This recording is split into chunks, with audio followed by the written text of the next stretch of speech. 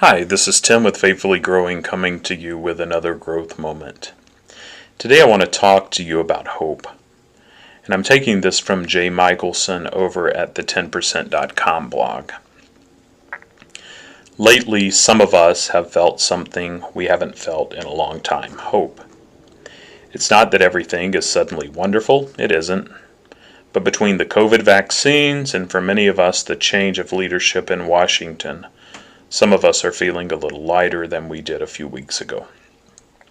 Of course, if you're like me, that hope might come with a few teaspoons of fretting. I feel afraid of hoping, lest those hopes be dashed by the next twist of news. I'd almost rather not hope. In fact, maybe I'll doom scroll some more right now. Fortunately, mindfulness has a few suggestions for how to enjoy, work with, and maybe learn from the experience of hope. Let's look at 3 of them. First, enjoy. You deserve it. Let realism and pessimism take a short break. 5 minutes, 30 seconds, and see if you can enjoy the feeling of hope itself. Not because you're accurately predicting the future. I'm sure you're not.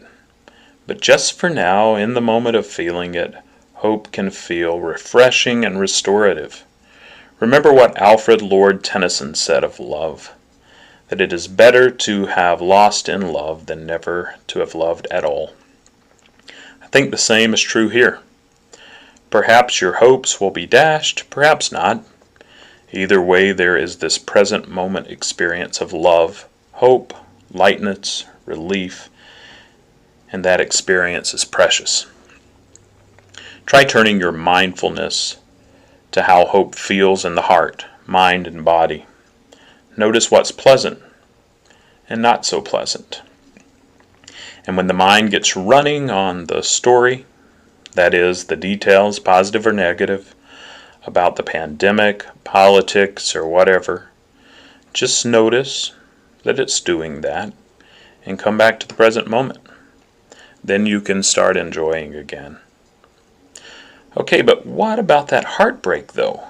Is Tennyson really right? Or would it be better not to hope at all and save yourself the inevitable letdown? Here, contemplative traditions have at least 2 very different answers. One is, indeed, to be skeptical of hope. This view, found in various philosophical and contemplative traditions, says that Tennyson is wrong.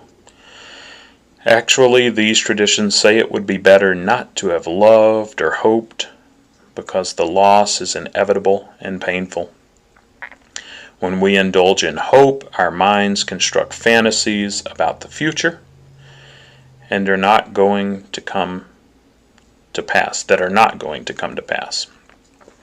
It would be far better, in this view, to simply notice hope when it arises and let go of it just like you let go of a distracting thought when you're sitting in meditation. I suspect most of us don't love this approach. It can even seem inhuman.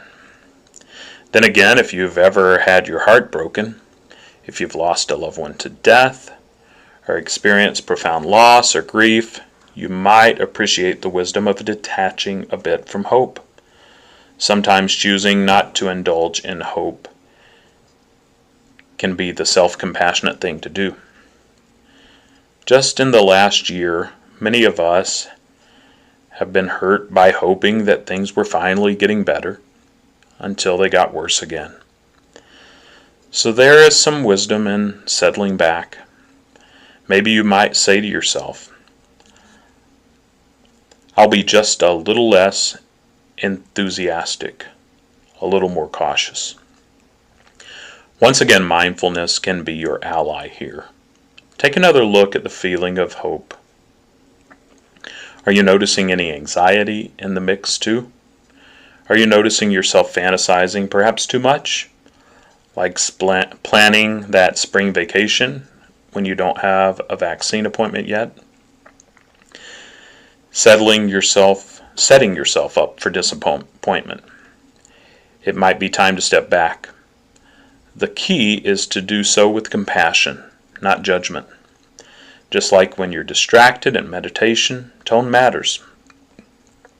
You can mentally slap yourself and scold yourself for being foolish, but a more effective, compassionate, and kind approach would be to just say to yourself patiently, let's wait and see. As I've said before, kicking your own butt is not the way to happiness. Finally, there's another view, also found in numerous philosophical and contemplative traditions, which we might call Tennyson plus. Yes, heartbreak and disappointment are inevitable. It's part of life. The first noble truth, the existential reality of the human condition. But this view holds it's possible to surf the waves of emotion with an attitude of freedom and liberation, simply by seeing that these waves all come and go, and they're not the one and true answer to everything, and that they're all part of the same ocean in the end. What does that mean? It means holding both the joy of hope and the knowledge that all hopes get disappointed to some extent. Even if you get that perfect job, it will have some downsides. Even if you meet that perfect person, they won't be perfect.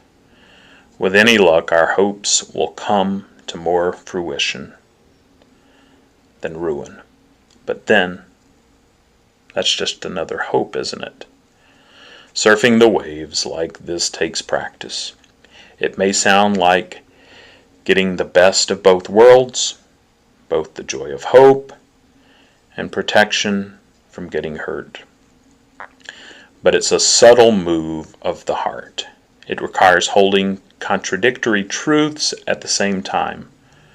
Form and emptiness, hope and the futility of hope, engagement with the world and a certain amount of detachment from it.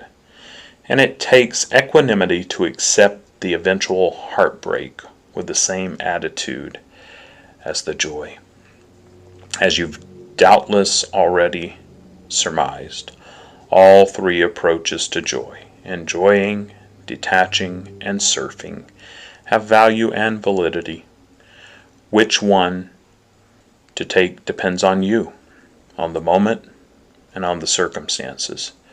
But while they differ in some ways, they share in common the value of self-compassion. Whether you choose to ride your hopes or step back from them, be kind to yourself, with a mindful heart as your friend. I hope you found this helpful, and if you have, I encourage you to please like, subscribe, and share this video.